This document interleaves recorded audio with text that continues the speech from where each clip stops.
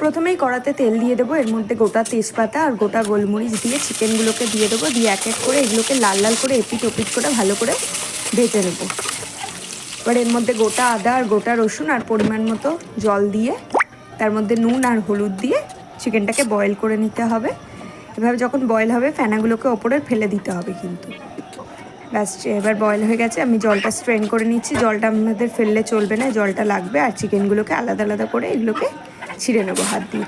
আর কড়াতে জল দিয়ে তার মধ্যে কিছু ভেজিটেবলস দিয়ে দিলাম,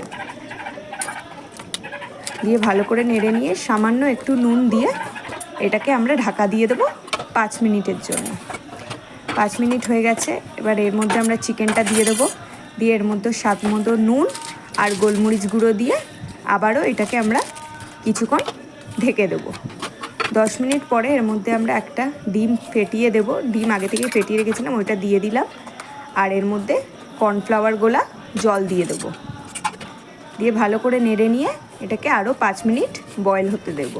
5 মিনিট পর দেখছি রেডি হয়ে গেছে। এবার এর মধ্যে বাটার দিয়ে গরম গরম সার্ভ করুন।